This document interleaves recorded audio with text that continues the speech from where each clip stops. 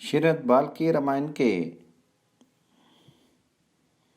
68वें सर्ग में वशिष्ठ की आज्ञा से 5 दूतों का अयोध्या से कैके देश के राजगृह नगर में जाना। मार्कंडे आदि के ऐसे वचन सुनकर महिषी वशिष्ठ ने मित्रों, मंत्रियों और उन समस्त ब्राह्मणों को इस प्रकार उत्तर दिया। राजा दशरथ ने जिनको राज्य दिया है वे भरत इस समय अपने भाई शत्रुघ्न के साथ मामा के यहाँ बड़े सुख और प्रसन्नता के साथ निवास करते हैं। उन दोनों वीर बंधुओं को बुलाने के लिए शीघ्र तेज चलने वाले दूत घोड़ों पर सवार होकर वहां से जाएं। इसके सिवा हम लोग और क्या विचार कर सकते हैं। इस पर सब ने वशिष्ठ से कहा, हाँ, दूत अवश्य भेजे जाए। उनका ये कथन सुनकर वशिष्ठ ने दूतों को संबोधित करके कहा, सिद्धार्थ, विजय, जयंत, अशोक और नंदन, तुम सब यहाँ आओ और तुम्हें जो काम करना है उसे सुनो। मैं तुम सब लोगों से कहता हूँ, तुम लोग शीघ्रगामी घोड़ों पर सवार होकर तुरंत ही राजगृह नगर को जाओ और शोक का भावना प्रकट करते हुए मेरी आज्ञा के अनुसार भरत से इस प्रकार कहो, कुमार, पुरोहित जी तथा समस्त मंत्रियों ने आपसे कुशल मंगल कहा है। अब आप यहां से शीघ्र चलिए। अयोध्या में आपसे अत्यंत आवश्यक कार्य है। भरत को श्री रामचंद्र जी के वनवास और पिता की मृत्यु का हाल मत बतलाना और इन परिस्थितियों के कारण रघुवंशियों के यहाँ जो कोहराम मचा हुआ है इनकी चर्चा भी मत करना। कैके राज तथा भरत को भेंट देने के लिए देशी वस्त्र और उत्तम आभूषण लेकर तुम लोग यहां से शीघ्र चल दो। कैके देश को जाने वाले वे दूत रास्ते का खर्च ले अच्छे घोड़ों पर सवार होकर अपने अपने घर को गए। तदनंतर यात्रा संबंधी शेष तैयारी पूर्ण करके वशिष्ठ की आज्ञा से सभी दूत तुरंत वहां से प्रस्थित हो गए। अपरताल नामक पर्वत के अंतिम छोर अर्थात दक्षिण भाग और प्रलंब गिरी के उत्तर भाग में दोनों पर्वतों के बीच से बहने वाली मालनी नदी के तट पर होते हुए वे दूत आगे बढ़े। हस्तिनापुर में गंगा को पार करके वे पश्चिम की ओर गए और पांचाल देश में पहुंचकर कुरुजांगल प्रदेश के बीच से होते हुए आगे बढ़ गए। मार्ग में सुंदर फूलों से शोभित सरोवरों और निर्मल जल वाली नदियों का दर्शन करते हुए वे दूत कार्यवश तीव्र गति से आगे बढ़ते गए। तदनंतर वे मलत स्वच्छ जल से शोभित, पानी से भरी हुई और भांति भांति के पक्षियों से सेवित दिव्य नदी शरदंडा के तट पर पहुंचकर उसे वेग पूर्वक लांघे। शरदंडा के पश्चिम तट पर एक दिव्य वृक्ष था जिस पर किसी देवता का आवास था, इसलिए वहां जो याचना की जाती थी वह सत्य सफल होती थी, अतः उसका नाम सत्योपयाचना हो गया था। उस वदरीय वृक्ष के निकट पहुंचकर दूतों ने उसकी परिक्रमा की और वहां से आगे जाकर उनके कुलिंगा नामक पुरी में प्रवेश किया। वहां से तेजो अभिभवन नामक गांव को पार करते हुए वे अभिकाल नामक गांव में पहुंचे और वहां से आगे बढ़ने पर उन्हें राजा दशरथ के पिता पितामहों का द्वारा सेवित पुण्य शरीरा इक्षुमती नदी को पार किया। वहां केवल अंजलि भर जल पीकर तपस्या करने वाले वेदों के पारगामी ब्राह्मण का दर्शन करके वह दूत वाहनीक देश के मध्य भाग में स्थित सुनामा नामक पर्वत के पास जा पहुंची। उस पर्वत के शिखर पर स्थित भगवान विष्णु के चरण चिन्ह का दर्शन करके वे विपाशा, ब्यास नदी और उसके तटवर्ती सामने वृक्ष के निकट गए। वहां से आगे बढ़ने पर बहुत सी नदियों, बामनियों, पोखरों, छोटे तालाबों, सरोवरों तथा भांति भांति के वन्य जंतुओं, सिंह, व्याघ्र, मृग और हाथियों का दर्शन करते हुए दूत विशाल मार्ग के द्वारा आगे बढ़ने लगे। वे अपने स्वामी की आज्ञा का शीघ्र पालन करने की इच्छा रखते थे। उन दूतों के वाहन घोड़े चलते चलते थक गए थे। वह मार्ग बड़ी दूर का होने पर उपद्रव से रहित था। उसे तय करके सारे दूत शीघ्र बिना किसी कष्ट के श्रेष्ठ नगर गिरिव्रज में जा पहुंचे। अपने स्वामी आज्ञा देने वाले विशिष्ट जी का प्रिय और प्रजा वर्ग की रक्षा करने तथा महाराज दशरथ के वंश परंपरागत राज्य को भरत जी से स्वीकार कराने के लिए सादर तत्पर हुए थे। वे बड़ी उतावली के साथ चलकर रात में ही उस नगर में जा पहुंचे। इस प्रकार श्री वाल्मीकि निर्मित आर्ष रामायण आदि काव्य के अयोध्याकांड में 68वां सर्ग पूर्ण हुआ। 69वें सर्ग में भरत की चिंता, मित्रों द्वारा उन्हें प्रसन्न करने का प्रयास तथा उनके पूछने पर भरत का मित्रों के समक्ष अपना देखे हुए भयंकर दुस्वप्न का वर्णन करना। जिस रात में दूतों ने उस नगर में प्रवेश किया था, उससे पहली रात में भरत ने भी एक अप्रिय स्वप्न देखा था। रात बीतकर प्रायः सवेरा हो चला था, तभी उस अप्रिय स्वप्न को देखकर राज दशरथ के पुत्र भरत मन ही मन बहुत संतप्त हुए। उन्हें चिंतित जान करके उनके अनेक प्रियवादी मित्रों ने उनकी मानसिक क्लेश दूर करने की इच्छा से एक गोष्ठी की और उसमें अनेक प्रकार की बातें करने लगे। कुछ लोग वीणा आदि बजाने लगे, दूसरे लोग उनके खेत की शांति के लिए नृत्य कराने लगे। दूसरे मित्रों ने नाना प्रकार के नाटकों का आयोजन किया जिनमें हास्य रस की प्रधानता थी, किंतु रघुकुल भूषण महात्मा भरत उन प्रियवादी मित्रों की गोष्ठी में हास्य विनोद करने पर भी प्रसन्न नहीं हुए।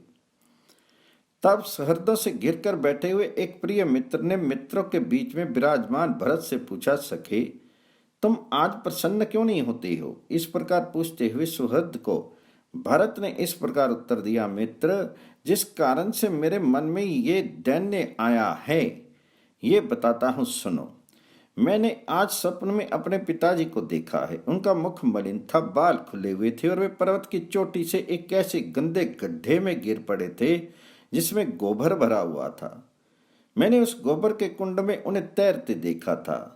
वे अंजलि में तेल लेकर पी रहे थे और बारंबार हंसते हुए से प्रतीत होते थे। फिर उन्हें तिल और भात खाया। इसके बाद उनके सारे शरीर में तेल लगाया गया और फिर वे सिर नीचे किए तेल में ही गोते लगाते रहे। स्वप्न में ही मैंने ये भी देखा कि समुद्र सूख गया, चंद्रमा पृथ्वी पर गिर पड़े हैं, सारी पृथ्वी उपद्रव से ग्रस्त हो गई है और अंधकार से आच्छादित सी हो गई है।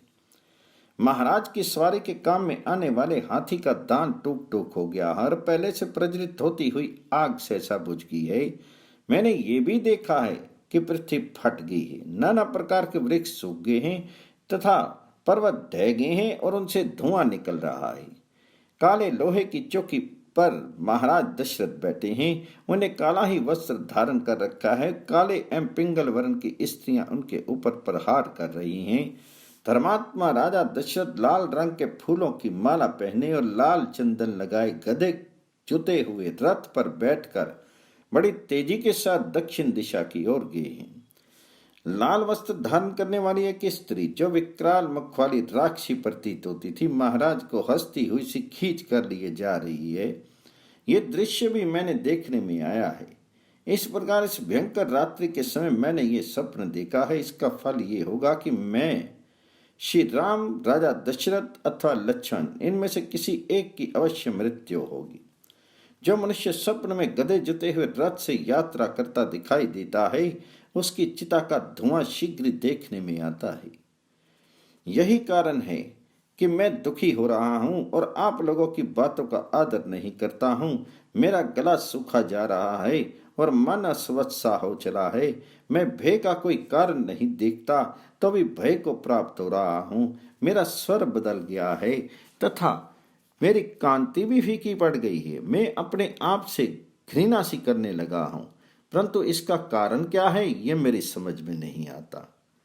जिनके विषय में मैंने कभी सोचा तक नहीं था, ऐसे अनेक प्रकारों के दुस्वप्नों को देखकर तथा महाराज का दर्शन इस रूप में क्यों हुआ जिसकी मेरे मन में कोई कल्पना नहीं थी, ये सोचकर मेरे हृदय से महान भय दूर नहीं हो रहा है। इस प्रकार श्री वाल्मीकि निर्मित आर्ष रामायण आदि काव्य के अयोध्या कांड में 69वां सर्ग पूर्ण हुआ। 70वें सर्ग में इस प्रकार भरत जब अपने मित्रों को सपन का वृत्तांत बता रहे थे, उसी समय थके हुए वाहनों वाले वे दूत उस रमणीय राजगृहपुर में प्रविष्ट हुए, जिसकी खाई को लांघने का कष्ट शत्रुओं के लिए भी असहाय था। नगर में जाकर वे दूत कैके देश के राजा और राजकुमार से मिले तथा उन दोनों ने भी उनका सत्कार किया। फिर वे भावी राजा भरत के चरणों का स्पर्श करके उनसे इस प्रकार बोले, कुमार, पुरोहित जी तथा समस्त मंत्रियों ने आपसे कुशल मंगल कहा है। अब आप यहां से शीघ्र चलिए। अयोध्या में आपसे अत्यंत आवश्यक कार्य है। विशाल नेत्र वाले राजकुमार, ये बहुमूल्य वस्त्र और आभूषण आप स्वयं भी ग्रहण कीजिए और अपने मामा को भी दीजिए। राजकुमार, यहाँ जो बहुमूल्य सामग्री लाई गई है, इसमें 20 करोड़ की लागत का सामान आपके नाना कैके नरेश के लिए है और पूरे 10 करोड़ की लागत का सामान आपके मामा के लिए है। ये सारी वस्तुएं लेकर मामा और सहृदों में अनुराग रखने वाले भरत ने उन्हें भेंट कर दी। तत्पश्चात इच्छा अनुसार वस्तुएं देकर दूतों का सत्कार करने के अनंतर उनसे इस प्रकार कहा, मेरे पिता महाराज दशरथ से कुशल तो है ना? महात्मा श्री राम और लक्ष्मण निरोग तो है ना? धर्म को जानने और धर्म की ही चर्चा करने वाली बुद्धिमान श्री राम की माता धर्मप्रायणा आर्या कौशल्या को तो कोई रोग या कष्ट तो नहीं है? क्या वीर लक्ष्मण और शत्रुघ्न की जननी मेरी मंझली माता धर्मज्ञा सुमित्रा स्वस्थ और सुखी है ना? जो सदा अपना ही स्वार्थ सिद्ध करना चाहती है, अपने को ही बड़ी बुद्धिमती समझती है, उस अग्र स्वभाव वाली कोपशीला मेरी माता के कई को तो कोई कष्ट नहीं है ना? उसने क्या कहा है? महात्मा भरत के इस प्रकार पूछने पर उस समय दूतों ने विनय पूर्वक उनसे यही बात कही, पुरोहित सिंह, आपको जिनका कुशल मंगल अभिप्रेत है वे सकुशल हैं। हाथ में कमल लिए रहने वाली लक्ष्मी शोभा आपका वरण कर रही है। अब यात्रा के लिए शीघ्र ही आपका रथ जुट कर तैयार हो जाना चाहिए।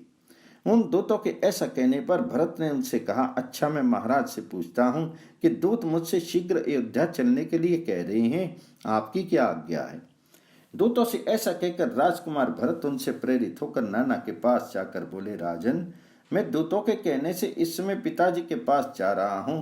पुनः जब आप मुझे याद करेंगे यहाँ आ जाऊंगा। भरत के ऐसा कहने पर नाना कैके नरेश ने उस समय उन रघुकुल भूषण भरत का मस्तक सुनकर ये शुभ वचन कहा, तात जाओ, मैं तुम्हें आज्ञा देता हूँ। तुम्हें पाकर कई उत्तम संतान वाली हो गई। शत्रु को संताप देने वाले वीर, तुम अपनी माता और पिता से यहाँ का कुशल समाचार कहना। तात, अपने पुरोहित जी से तथा अन्य जो श्रेष्ठ ब्राह्मण हों उनसे भी मेरा कुशल मंगल कहना। उन महान धनुर्धर दोनों भाई श्री राम और लक्ष्मण से भी यहाँ का कुशल समाचार सुना देना। ऐसा कहकर कैके नरेश ने भरत का सत्कार करके उन्हें बहुत से उत्तम हाथी, विचित्रकालीन मृग चर्म और बहुत सा धन दिए। जो अंतःपुर में पाल पोसकर बड़े किए गए थे, बल और प्रक्रम में भागों के समान थे, जिनकी दाढ़ें बड़ी बड़ी और काया विशाल थी, ऐसे बहुत से कुत्ते भी कैके नरेश ने भरत को भेंट में दिए। 2000 सोने की मोहरें, 1600 घोड़े भी दिए। इस प्रकार कैके नरेश ने कैके कुमार भरत को सत्कार पूर्वक वहां बहुत सा धन दिया। उस समय कैके नरेश अश्वपति ने अपने अभीष्ट विश्वास पात्र गुणवान मंत्रियों को भरत के साथ जाने के लिए शीघ्र आज्ञा दी। भरत के मामा ने उन्हें उपहार में दिए जाने वाले फल के रूप में ईरावान पर्वत और इंद्रशिर नामक स्थान के आसपास उत्पन्न होने वाले बहुत से सुंदर सुंदर हाथी तथा तेज चलने वाले शिक्षित खच्चर दिए। उस समय जाने की जल्दी होने के कारण कैके पुत्र भरत ने कैके राज के दिए हुए उस धन का अभिनंदन नहीं किया। उस अवसर पर उनके हृदय में बड़ी भारी चिंता हो रही थी। उनके दो कारण थे, एक तो दूत वहां से चलने की जल्दी मचा रहे थे, दूसरे उसने दुस्वप्न का दर्शन भी हुआ था। वे यात्रा की तैयारी के लिए पहले अपने आवास स्थान पर गए, फिर वहां से निकलकर मनुष्यों, हाथियों और घोड़ों से भरे हुए परम उत्तम राजमार्ग पर गए। उसमें भरत जी के पास बहुत बड़ी संपत्ति जुट गई थी। सड़क को पार करके श्रीमान भरत ने राजभवन के परम उत्तम अंतःपुर का दर्शन किया और उसमें बेरोक टोक घुस के वहां नाना नानी मामा युधाजित और मामी से विदा लेकर शत्रुघ्न सहित रथ पर सवार होकर भरत ने यात्रा आरंभ की। गोलाकार पहिए वाले 100 से भी अधिक रथों में ऊंट बैल घोड़े और खच्चर जोतकर सेवकों ने जाते हुए भरत का अनुसरण किया। शत्रुहीन महामना भरत अपनी और मामा की सेना से सुरक्षित होकर शत्रुघ्न को अपने साथ रथ पर लेकर नाना के अपने ही समान माननीय मंत्रियों के साथ मामा के घर से चले, मानो कोई सिद्ध पुरुष इंद्रलोक से किसी अन्य स्थान के लिए प्रस्थित हुआ हो। इस प्रकार वाल्मीकि निर्मित आर्ष रामायण आदि काव्य के अयोध्या कांड में 17वां सर्ग भी पूर्ण हुआ। राजगृह से निकलकर पराक्रमी भरत पूर्व दिशा की ओर चले। उन तेजस्वी राजकुमार ने मार्ग में सुदामा नदी का दर्शन करके उसे पार किया। तत्पश्चात इक्ष्वाकु नंदन श्रीमान भरत ने, जिनका पाट दूर तक फैला हुआ था, उस नदी को लांघकर पश्चिम अभिमुख बहने वाली शत्रु नदी सतलुज को पार किया। वहां से एलधान नामक गांव में जाकर वहां बहने वाली नदी को पार किया। तत्पश्चात वे अपर पर्वत नामक जनपद में गए। वहां शिला नाम की नदी बहती थी, जो अपने भीतर पड़ी हुई वस्तु को शिला स्वरूप बना देती थी।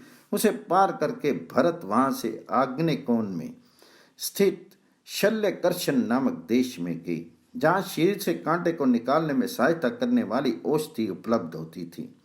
तदनंतर सत्य प्रतिज्ञ भरत ने पवित्र होकर शिलावहा नामक नदी का दर्शन किया, जो अपनी प्रखर धारा से शिलाखंडों बड़ी बड़ी चट्टानों को भी बहा ले जाने के कारण उक्त नाम से प्रसिद्ध थी। उस नदी का दर्शन करके वे आगे बढ़ गए और बड़े बड़े पर्वतों को लांघते हुए चित्ररथ नामक वन में जा पहुंचे। तत्पश्चात पश्चिम वाहिनी सरस्वती तथा गंगा के धारा विशेष के संगम से होते हुए उन्होंने वीर मत्स्य देश के उत्तरवर्ती देशों में पदार्पण किया और वहां से आगे बढ़कर वह भारुंड वन के भीतर गए। फिर अत्यंत वेग से बहने वाली तथा पर्वतों से घिरी होने के कारण अपने प्रखर प्रवाह के द्वारा कल कल नाद करने वाली कुलिंगा नदी को पार करके जमुना के तट पर पहुंचकर उन्होंने सेना को विश्राम कराया। थके हुए घोड़ों को नहलाकर उनके अंगों को शीतलता प्रदान करके उन्हें छाया में घास आदि देकर आराम करने का अवसर देकर राजकुमार भरत स्वयं भी स्नान और जलपान करके रास्ते के लिए जल साथ ले आगे बढ़े। मंगलाचार से युक्त होकर मांगलिक रथ के द्वारा उन्होंने जिसमें मनुष्यों का बहुधा आना जाना या रहना नहीं होता था, उस विशाल वन को उसी प्रकार वेग पूर्वक पार किया जैसे वायु आकाश को लांघ जाती है। तत्पश्चात अंशुधान नामक ग्राम के पास महानदी बघीत थी। गंगा को दुष्तर जानकर रघुनंदन भरत तुरंत ही प्रागवट नाम से विख्यात नगर में आ गए। प्रागवट नगर में गंगा को पार करके वे कुटी कोष्टिका नाम वाली नदी के तट पर आए और सेना सहित उसको भी पार करके धर्मवर्धन नामक ग्राम में जा पहुंचे। वहां से तोरण ग्राम के दक्षिणार्ध भाग में होते हुए जम्बू प्रस्थ में गए। तदनंतर दशरथ कुमार भरत एक रमणीय ग्राम में गए, जो वरुध के नाम से विख्यात था। वहां एक रमणीय वन में निवास करके वे प्रातःकाल पूर्व दिशा की ओर गए। जाते जाते उज्जीहाना नगरी के उद्यान में पहुंच गए, जहां कदम नाम वाले वृक्षों की बहुतायत थी। उन कदमों के उद्यान में पहुंचकर अपने रथ में शीघ्रगामी घोड़ों को जोतकर सेना को धीरे धीरे आने की आज्ञा दी। भरत तीव्र गति से चल दिए। तत्पश्चात सर्वतीर्थ नामक ग्राम में एक रात रहकर उतानिका नदी तथा अन्य नदियों को भी नाना प्रकार के प्रत्येक घोड़ों द्वारा जुते हुए रथ से पार करके नरश्रेष्ठ भरत जी हस्ती पृष्ठ नामक ग्राम में जा पहुंचे। वहां से आगे जाने पर उन्होंने कुटिका नदी पार की। फिर लोहित्य नामक ग्राम में पहुंचकर कपिवती नामक नदी को पार किया।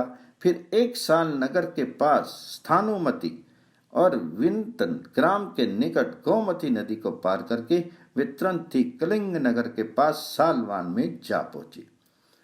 वहां जाते जाते भरत के घोड़े थक गए।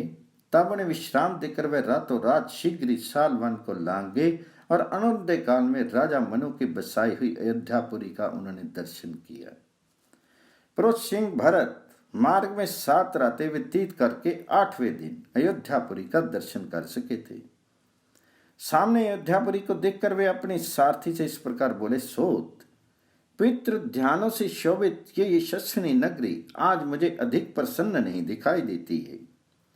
ये वही नगरी है जहां निरंतर यज्ञ याग करने वाले गुणवान और वेदों के पारंगत विद्वान ब्राह्मण निवास करते हैं, जहां बहुत से धनियों की भी बस्ती है तथा राज ऋषियों में श्रेष्ठ महाराज दशरथ जिनका पालन करते हैं।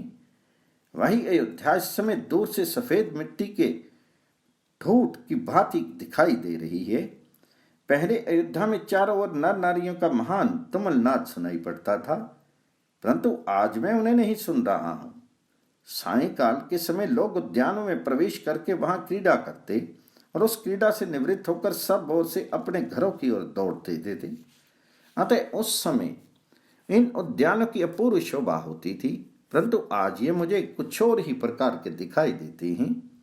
वे ही उद्यान आज कामी जनों से प्रत्यक्ष होकर रोते हुए से प्रतीत होते हैं।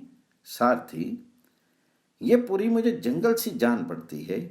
अब यहाँ पहले की भांति घोड़ों, हाथियों तथा दूसरी दूसरी सवारियों से आते जाते हुए श्रेष्ठ मनुष्य नहीं दिखाई देते। जो उद्यान पहले मदमत एवं अनंतमग्न भ्रमरों, कोकिलों और नर नारियों से भरे प्रतीत होती थी तथा लोगों के प्रेम मिलन के लिए अत्यंत गुणकारी अनुकूल सिद्धांत से संपन्न थे, उन्हीं को आज मैं सर्वथा आनंद शून्य देख रहा हूं। वहां मार्ग पर वृक्षों के जो पत्ते गिर रहे थे, उनके द्वारा मानो मैं वृक्ष करुण क्रंदन कर रहे हैं और उनसे उपलक्षित होने के कारण मैं उद्यान आनंदहीन प्रतीत होते हैं। राग युक्त मधुर कलरव करने वाले मतवाले मृगों और पक्षियों का तुमल शब्द अभी तक सुनाई नहीं पड़ रहा है। चंदन और अगरों की सुगंध से मिश्रित तथा धूप की मनोहर गंध से व्याप्त निर्मल मनोरम समीर आज पहले की भांति क्यों नहीं प्रवाहित हो रहा है। वादन दंड द्वारा बजाई जाने वाली भैरी मृदंग और वीणा का जो आघात जनित शब्द होता है, वे पहले अयोध्या में सदा होता रहता था, कभी उसकी गति अवरुद्ध नहीं होती थी, परंतु आज वह शब्द न जाने क्यों बंद हो गया है। मुझे अनेक प्रकार के अनिष्टकारी, क्रूर और अशुभ सूचक अपशकुन दिखाई दे रहे हैं, जिससे मेरा मन खिन्न हो रहा है। साथ ही इससे प्रतीत होता है कि इस समय मेरे बांधवों को कुशल मंगल सर्वथा दुर्लभ है।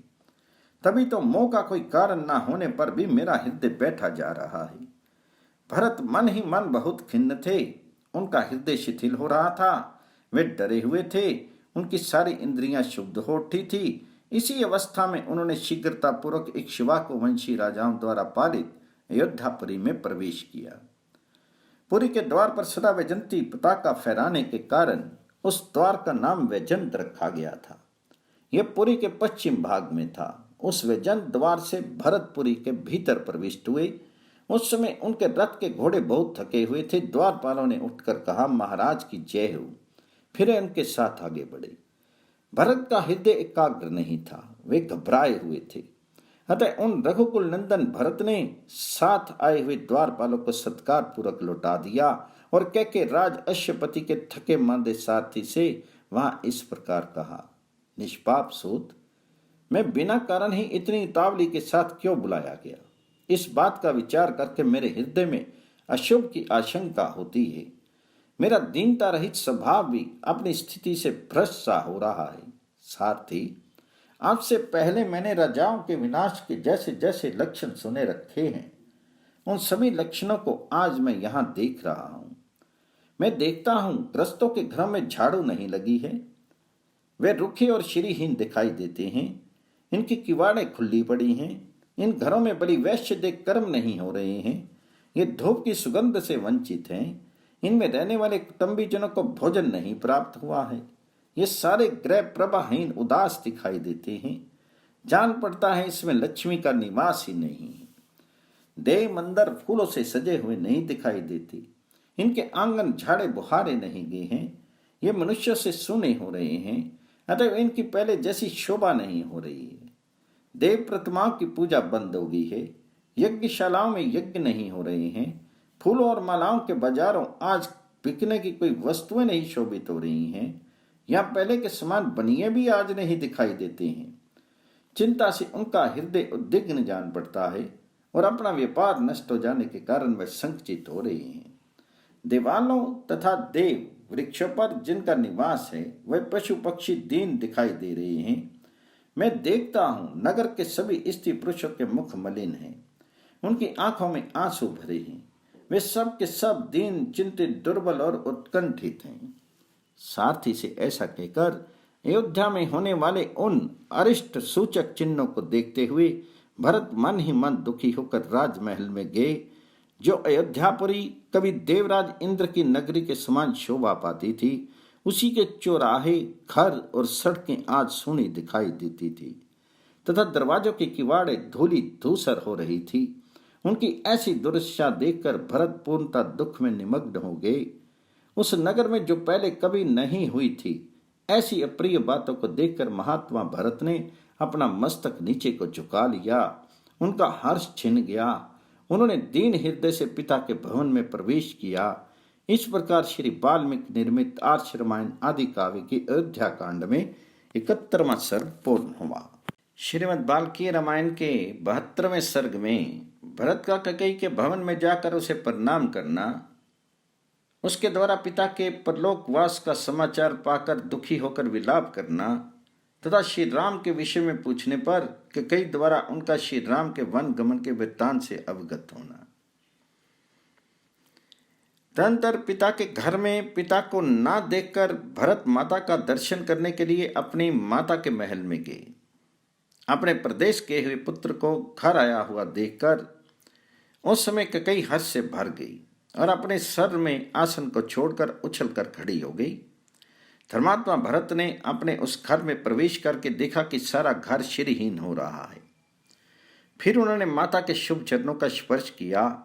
अपने यशस्वी पुत्र भरत को छाती से लगाकर कैकेयी ने उनका मस्तक सूंघा तथा उन्हें गोद में बिठाकर पूछना आरंभ किया, बेटा, तुम्हें अपने नाना के घर में से चले आज कितनी रातें व्यतीत होगी? तुम रथ के द्वारा बड़ी शीघ्रता के साथ आए हो। रास्ते में तुम्हें अधिक थकावट तो नहीं हुई? तुम्हारे नाना कुशल तो है ना? तुम्हारे मामा योद्धाजीत तो कुशल से हैं? बेटा, जब तुम यहाँ से गए थे तब से लेकर अब तक सुख से रहे हो ना? ये सारी बातें मुझे बताओ। कैकेयी के इस प्रकार प्रिय वाणी में पूछने पर दशरथ नंदन कमल नयन भरत ने माता को सब बातें बताई। वे बोले, माँ, नाना के घर से चले मेरी ये 7वीं रात बीती है। मैंने नाना जी और मामा युद्धाजित भी कुशल से हैं। शत्रु को संताप देने वाले कैके नरेश ने मुझे जो धन रत्न प्रदान किए हैं, उनके भार से मार्ग में सब वाहन थक गए थे, इसलिए मैं राजकीय संदेश लेकर गए हुए दूतों के जल्दी मचाने से यहाँ पहले ही चला आया हूँ। अच्छा माँ, अब मैं जो कुछ पूछता हूँ उसे तुम बताओ। ये तुम्हारी शैया स्वर्ण भूषित पलंग इस समय सूना है, इसका क्या कारण है? आज यह महाराज उपस्थित क्यों नहीं है? ये महाराज के परिजन आज प्रसन्न क्यों नहीं जान पड़ते हैं? महाराज, पिताजी प्रायः माताजी के ही महल में रहा करते थे, किंतु आज मैं उन्हें यहाँ नहीं देख रहा हूँ। मैं उन्हीं के दर्शन करने की इच्छा से यहाँ आया हूँ। मैं पूछता हूँ, बताओ पिताजी कहाँ हैं? मैं उनके पैर पकड़ूंगा। अथवा बड़ी माता कुशल्या के घर में तो वे नहीं हैं कि कई राज्य के लोभ से मोहित हो रही थी। वे राजा का वृत्तांत न जानने वाले भरत से उस घोर अप्रिय समाचार को प्रिय सा समझाती हुई इस प्रकार बताने लगी, बेटा, तुम्हारे पिता महाराज दशरथ बड़े महात्मा, तेजस्वी, यज्ञशील और सत्पुरुषों के आश्रयदाता थे। एक दिन समस्त प्राणियों की जो गति होती है, उसी गति को वे भी प्राप्त होगी। भरत धार्मिक कुल में उत्पन्न हुए थे और उनका हृदय शुद्ध था। माता की बात सुनकर वे पितृ शोक से अत्यंत पीड़ित होकर सहसा पृथ्वी पर गिर पड़े और हाय में मारा गया, इस प्रकार अत्यंत दीन और दुख में वचन कहकर रोने लगे। पराक्रमी महाबाहु भरत अपनी भुजाओं को बारंबार पृथ्वी पर पटक कर गिरने और लौटने लगे। उन महातेजस्वी राजकुमार की चेतना भ्रांत और व्याकुल हो गई। वे पिता की मृत्यु से दुखी और शोक से व्याकुल चित्त होकर विलाप करने लगे, हाय मेरे पिताजी तो ये अत्यंत सुंदर शैया पहले शरद काल की रात में चंद्रमा से शोभित होने वाले निर्मल आकाश की भांति शोभा पाती थी, वही ये आज उन्हीं बुद्धिमान महाराज से रहित होकर चंद्रमा से हीन आकाश और सूखे हुए समुद्र के समान श्रीहीन प्रतीत होती है। विजयी वीरों में श्रेष्ठ भरत अपने सुंदर मुख वत्स से ढककर अपने कंठ स्वर के साथ आंसू गिराकर मन ही मन अत्यंत पीड़ित होकर पृथ्वी पर पड़कर विलाप करने लगे। देवतुल्य भरत शोक से व्याकुल होकर वन में फरसे से काटे हुए शाखों के तने की भांति पृथ्वी पर पड़े थे। मतवाले हाथी के समान पुष्ट तथा चंद्रमा या सूर्य के समान तेजस्वी अपने शोकाकुल पुत्र को इस तरह भूमि पर पड़ा देखकर माता कैकेयी ने उन्हें उठाया और इस प्रकार कहा, राजन उठो उठो। मां यशस्वी कुमार, तुम इस तरह यहां धरती पर क्यों पड़े हो? तुम्हारे जैसे स्वभाव में सम्मानित होने वाले सत्पुरुष शोक नहीं किया करते हैं। बुद्धि संपन्न पुत्र, जैसे सूर्यमंडल में प्रभा निश्चिल रूप से रहती है, उसी प्रकार तुम्हारी बुद्धि सुस्थिर है। वे दान और यज्ञ में लगने की अधिकार नहीं है, क्योंकि सदाचार और वेद वाक्यों का अनुसरण करने वाली है।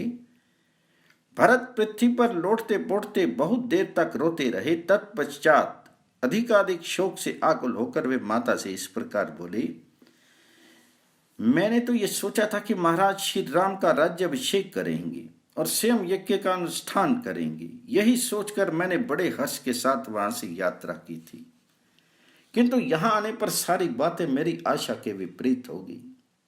मेरा हृदय फटा जा रहा है, क्योंकि सदा अपने प्रिय और हित में लगे रहने वाले पिताजी को मैं नहीं देख रहा हूं।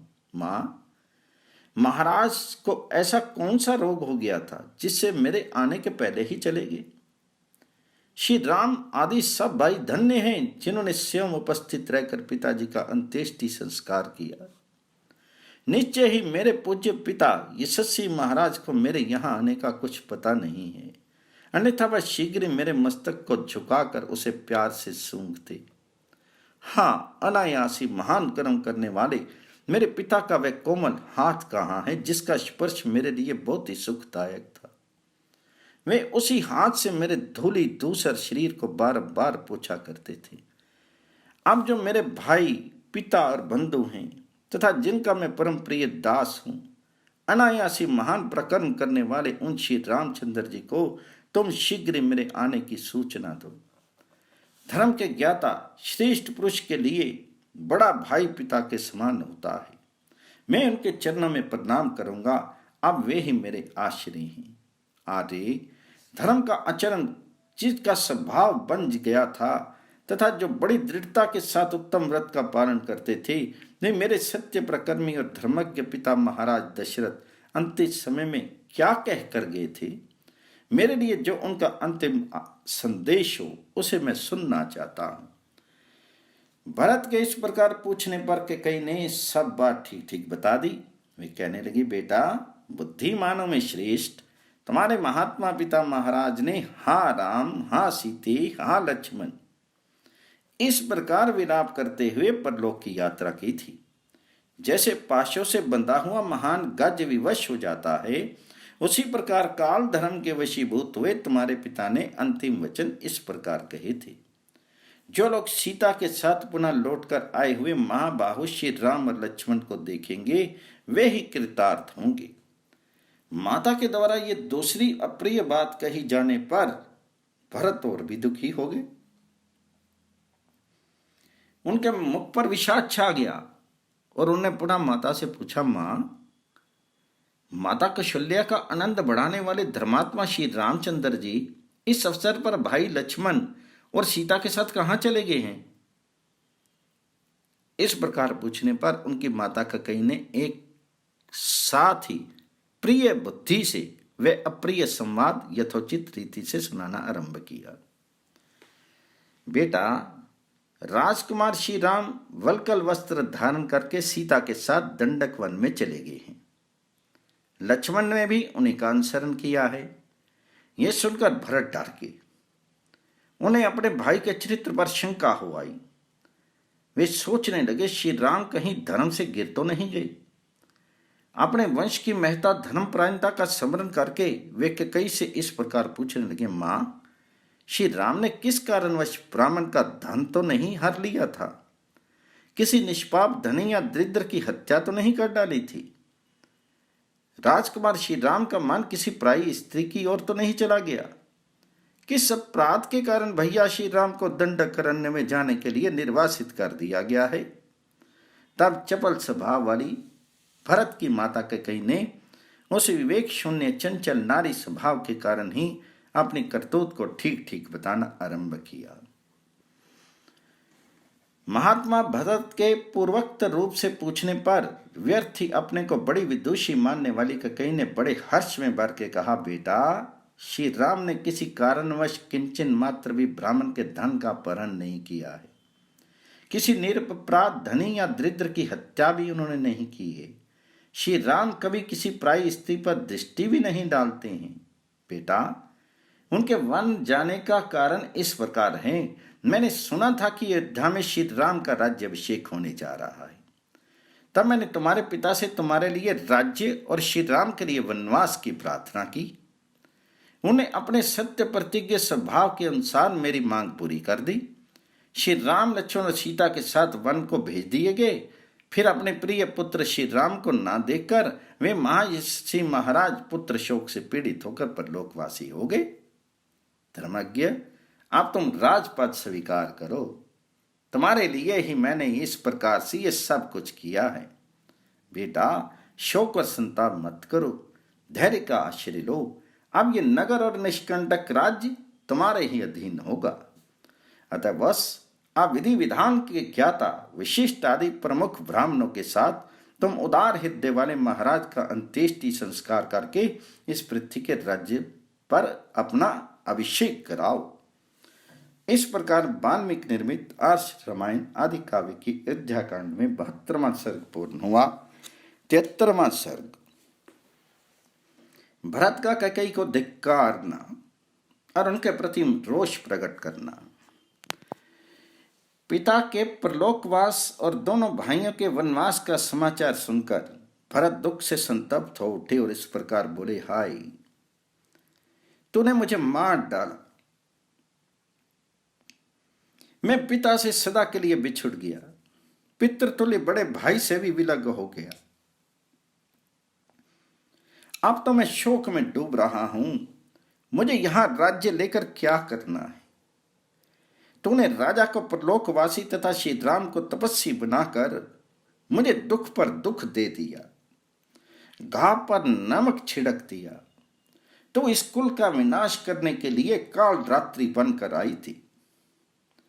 मेरे पिता ने तुझे अपनी पत्नी क्या बनाया, देखते हुए अंगार को हृदय से लगा लिया, किंतु उस समय यह बात उनकी समझ में नहीं आई। पाप पर ही दृष्टि रखने वाली कुल कलंकनी, तूने मेरे महाराज को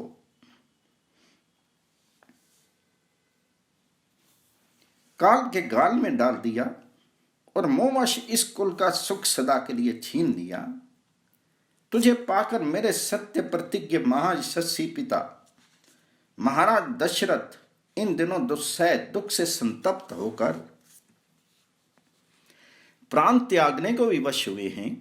बता, तूने मेरे धर्म वत्सल पिता महाराज दशरथ का विनाश क्यों किया? मेरे बड़े भाई श्री राम को क्यों घर से निकाला, और वे भी क्यों तेरे ही कहने से वन को चले गए? कौशल्या और सुमित्रा भी मेरी माता कहलाने वाली तुझ कैकेयी को पाकर पुत्र शोक से पीड़ित हो गई। अब उनका जीवन रहना अत्यंत कठिन है। बड़े भैया श्री राम धर्मात्मा हैं, गुरुजनों के साथ कैसा बर्ताव करना चाहिए इसे वे अच्छी तरह जानते हैं। इसलिए उनका अपनी माता के प्रति जैसा बर्ताव था वैसा ही उत्तम व्यवहार तेरे साथ भी करते थे। मेरी बड़ी माता कौशल्या भी बड़ी दूरदर्शिनी है। वे धर्म का ही आश्रय लेकर तेरे साथ बहन का सा बर्ताव करती है। पापनी, उनके महात्मा पुत्र को चीर और वलकल पहनाकर तूने वन में रहने के लिए भेज दिया, फिर भी तुझे शोक क्यों नहीं हो रहा है? श्री राम किसकी बुराई नहीं देखते, किसी की भी बुराई नहीं देखते। वे शूरवीर पित्रात्मा यशस्वी हैं। उन्हें चीर पहनाकर वनवास देने में तू कौन सा लाभ देख रही है? तू लोभीन है, मैं समझता हूं, इसलिए तुझे ये पता नहीं कि मेरा श्री रामचंद्र जी के प्रति कैसा भाव है। तभी तूने राज्य के लिए यह महान अनर्थ कर डाला। मैं पुरुष सिंह श्री राम और लक्ष्मण को ना देखकर किस शक्ति के प्रभाव से इस राज्य की रक्षा कर सकता हूं? मेरे बल तो मेरे भाई ही हैं। मेरे धर्मात्मा पिता महाराज दशरथ भी सदा उन महातेजस्वी बलवान श्री राम का ही आश्रय लेते थे। उन्हीं से अपने लोक परलोक की सिद्धि की आशा रखते थे। ठीक उसी तरह जैसे मेरु पर्वत अपने रक्षा के लिए अपने ऊपर उत्पन्न हुए गहन वन का ही आश्रय लेता है, यदि वह दुर्गम वन से घिरा हुआ ना हो तो दूसरे लोग निश्चय ही उस पर आक्रमण कर सकते हैं। ये राज्य का भार जिसे किसी महाधुरंधर ने धारण किया था, मैं कैसे किस बल से धारण कर सकता हूं? जैसे कोई छोटा सा बछड़ा बड़े बड़े बैलों द्वारा ढोए जाने योग्य महान भार को नहीं खींच सकता, उसी प्रकार यह राज्य का महान भार मेरे लिए असहाय है। अथवा नाना प्रकार के उपायों तथा बुद्धि बल से मुझ में राज्य के धारण पोषण की शक्ति तो है ही नहीं। केवल अपने बेटे के लिए राज्य चाहने वाली तुझके कई को मनोकामना पूरी नहीं होने दूंगा। यदि श्री राम तुझे सदा अपनी माता के समान नहीं देखते होते तो तेरी जैसी पापपूर्ण विचार वाली माता का त्याग करने में मुझे तनिक भी हिचक नहीं होती। उत्तम चरित्र से गिरी हुई पापनी, मेरे पूर्वजों ने जिसकी सदा निंदा की है, वे पाप पर ही दृष्टि रखने वाली बुद्धि तुझ में कैसे उत्पन्न हो गई? स्कूल में जो सबसे बड़ा होता है उसी का राज्याभिषेक होता है। दूसरे भाई सावधानी के साथ बड़े की आज्ञा के अधीन रहकर कार्य करते हैं। क्रूर स्वभाव वाली ककई, मेरी समझ में तो राजधर्म पर दृष्टि नहीं रखती है अथवा उसे बिल्कुल नहीं जानती। राजाओं के वर्ताव का जो सनातन स्वरूप है उसका भी तुझे ज्ञान नहीं है। राजकुमारों में ज्येष्ठ होता है, सदा उसी का राजा के पद पर अभिषेक किया जाता है। सभी राजाओं के यहाँ समान रूप से इस नियम का पालन होता है। इक्ष्वाकु वंश नेशों के कुल में इसका विशेष आदर है, जिनकी एकमात्र धर्म से ही रक्षा होती आई है तथा जो कुलोचित सदाचार के पालन से भी शोभित हुए हैं, उनका ये चरित्र विषयक अभियान आज तुझे पाकर तेरे संबंध के कारण दूर हो गया। महाभागी, तेरा जन्म भी तो महाराज केके के कुल में हुआ है, फिर तेरे हृदय में यह निंदित बुद्धिमोह कैसे उत्पन्न हो गया? अरे, तेरा विचार बड़ा ही पापपूर्ण है। मैं तेरी इच्छा कदापि नहीं पूर्ण करूंगा। तूने मेरे लिए उस विपत्ति की नींव डाल दी है जो मेरे प्राण तक ले सकती है।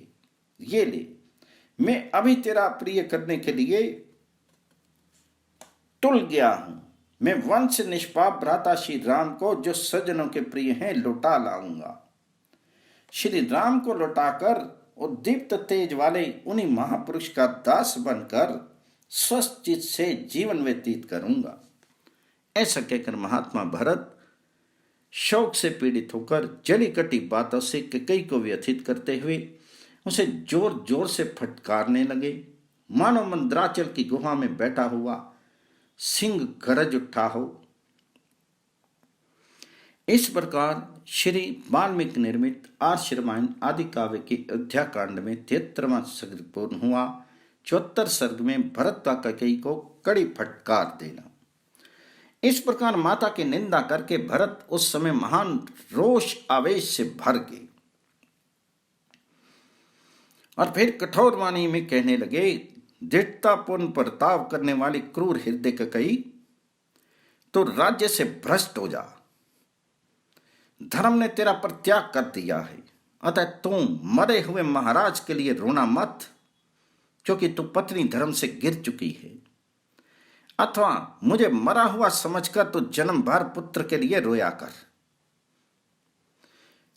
श्री राम ने अथवा अत्यंत धर्मात्मा महाराज पिताजी ने तेरा क्या बिगाड़ा था, जिससे एक साथ ही उन्हें तुम्हारे कारण वनवास और मृत्यु का कष्ट भोगना पड़ा? कैकेयी, तूने इस कुल का विनाश करने के लिए भ्रूण हत्या का पाप अपने सिर पर लिया है। इसलिए तू नरक में जा और पिताजी का लोक तुझे ना मिले। तूने इस घोर कर्म के द्वारा समस्त लोगों के प्रिय श्री राम को देश निकाला देकर जो ऐसा बड़ा पाप किया है, उसने मेरे लिए भी भय उपस्थित कर दिया है। तेरे कारण मेरे पिता की मृत्यु हुई, श्री राम को वन का आश्रय लेना पड़ा और मुझे भी तूने इस जीव जगत में अपयश का भागी बना दिया। राज्य के लोभ में पड़कर क्रूरतापूर्ण कर्म करने वाली दुराचारनी पति घातनी, तुम माता के रूप में मेरी शत्रु है। तुझे मुझसे बात नहीं करनी चाहिए। कौशल्या, सुमित्रा तथा जो अन्य मेरी माताएं हैं, वे सब तुझ कुल कुलंकनी के कारण महान दुख में पड़ गई हैं। तो बुद्धिमान धर्मराज अश्वपति की कन्या नहीं है, तो उनके कुल में कोई राक्षसी पैदा हो गई है जो पिता के वंश का विध्वंस करने वाली है। तूने सदा सत्य में तत्पर रहने वाले धर्मात्मा वीर श्री राम को जो वन में भेज दिया और तेरे कारण जो पिता स्वर्गवासी हो गए, इन सब कुकृत्यों द्वारा तूने प्रधान रूप से जिस पाप का अर्जन किया है, वह पाप मुझ पर आकर अपना फल दिखा रहा है। इसलिए मैं पितृहीन हो गया, अपने 2 भाइयों से बिछड़ गया और समस्त जगत के लोगों के लिए अप्रिय बन गया। पाप पूर्ण विचार रखने वाली नरकगामिनी ककई, धर्मपरायणा माता कौशल्या को पति और पुत्र से वंचित करके अब तो किस लोक में जाएगी। क्रूर हृदय, कौशल्या पुत्र श्री राम मेरे बड़े भाई और पिता के तुल्य हैं। वे जितेंद्रिय और बंधुओं के आश्रयदाता हैं। क्या तू उन्हें इस रूप में नहीं जानती है? पुत्र माता के अंग प्रत्यंग और हृदय से उत्पन्न होता है, इसलिए वह माता को अधिक प्रिय होता है। अन्य बंधु बांधव केवल प्रिय ही होते हैं, किंतु पुत्र प्रियतर होता है। एक समय की बात है, धर्म को जानने वाली देव सम्मानित सुरभि कामधेनु ने पृथ्वी पर अपने 2 पुत्रों को देखा जो हल जोते जोते अचेत हो गए थे। मध्याह्न का समय होने तक लगातार हल जोतने से वे बहुत थक गए थे। पृथ्वी पर अपने उन दोनों पुत्रों को ऐसी दुर्दशा में पड़ा देखकर सुरभि पुत्र शोक से रोने लगी। उनके नेत्रों से आंसू उमड़ आए। उसी समय महात्मा देवराज इंद्र सुरभि के नीचे से होकर कहीं जा रहे थे। उनके शीर पर कामधेनु के 2 बूंद सुगंधित आंसू गिर पड़े। जब इंद्र ने ऊपर दृष्टि डाली तब देखा आकाश में सुरभि खड़ी है और अत्यंत दुखी होकर दीन भाव से रो रही है। यशस्विनी सुरभि को शोक से संतप्त हुई देखकर वज्रधारी देवराज इंद्र उद्विग्न हो उठे और हाथ जोड़कर बोले, सबका हित चाहने वाली देवी, हम लोगों पर कहीं से कोई महान भय तो नहीं उपस्थित हुआ है। बताओ किस कारण से तुम्हें यह शोक प्राप्त हुआ। बुद्धिमान देवराज इंद्र के इस प्रकार पूछने पर बोलने में चतुर और धीर स्वभाव वाली सुरभि ने उन्हें इस प्रकार उत्तर दिया, देवेश्वर, पाप शांत हों। तुम लोगों पर कहीं से कोई भय नहीं है। मैं तो अपने इन दोनों पुत्रों को विषम अवस्था घोर संकट में मग्न हुआ देखकर शोक कर रही हूं।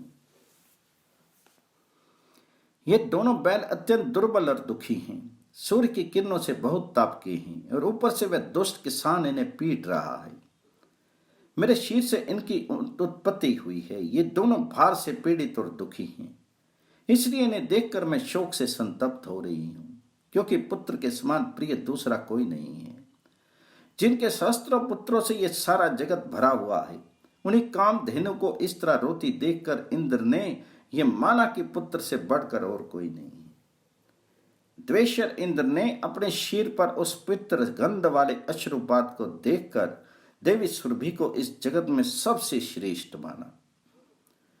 जिनका चरित्र समस्त प्राणियों के लिए समान रूप से हितकर और अनुपम है, जो अभीष्ट दान रूप ऐश्वर्य शक्ति से संपन्न, सत्य स्वरूप प्रधान गुण से युक्त तथा लोक रक्षा की कामना से कार्य में प्रवृत्त होने वाली हैं, और जिनके सहस्त्रों पुत्र हैं, वे कामधेनु भी जब अपने 2 पुत्रों के लिए उनके स्वाभाविक चेष्टा में रत होने पर भी कष्ट पाने के कारण शोक करती है, तब जिनके एक ही पुत्र है, वे माता कौशल्या श्री राम के बिना कैसे जीवित रहेंगी। इकलौते बेटे वाली इस सती साध्वी कौशल्या का तूने उसके पुत्र से विछोह करा दिया, इसलिए तू सदा ही इस लोक और परलोक में भी दुख ही पाएगी। मैं तो ये राज्य लौटाकर भाई की पूजा करूंगा और ये सारा अंत्येष्टि संस्कार आदि करके पिता का भी पूर्ण रूप से पूजन करूंगा तथा निस्संदेह मैं वही कर्म करूंगा जो तेरे दिए हुए कलंक को मिटाने वाला और मेरे यश को बढ़ाने वाला हो। महाबली महाबाहु कौशल नरेश श्री राम को यहां लौटा लाकर मैं स्वयं ही मुनिजन सेवित वन में प्रवेश करूंगा। पाप पूर्ण संकल्प करने वाली पापनी पूर्ववासी मनुष्य आंसू बहाते हुए अवरुद्ध कंठ होकर मुझे देखी और मैं तेरे किए हुए इस पाप का बोझ ढोता रहूं, ये मुझसे नहीं हो सकता। अब तो जलती आग में प्रवेश कर जा या स्वयं दंडक अरण्य में चली जा अथवा गले में रस्सी बांधकर प्राण दे दे, इसके सिवा तेरे लिए दूसरी कोई गति नहीं। सत्य प्रकर्मी श्री रामचंद्र जी जब अयोध्या की भूमि पर पदार्पण करेंगी तभी मेरा कलंक दूर होगा और तभी मैं कृतकृत्य होऊंगा। ये कहकर भरत वन में तोमर और अंकुश द्वारा पीड़ित किए गए हाथी की भांति मूर्छित होकर पृथ्वी पर गिर पड़े और क्रोध में भरकर हुंकारते हुए सांप की भांति लंबी सांस खींचने लगे। शत्रुओं को तपाने वाले राजकुमार भरत उत्सव समाप्त होने पर नीचे गिराए गए शचीपति इंद्र के ध्वज की भांति उसमें पृथ्वी पर पड़े थे। उनके नेत्र क्रोध से लाल हो गए थे, वस्त्र ढीले पड़ गए थे और सारे आभूषण टूटकर बिखर गए थे। इस प्रकार श्री वाल्मीकि निर्मित आर्ष रामायण आदि काव्य के अयोध्या कांड में 74वां सर्ग पूर्ण हुआ।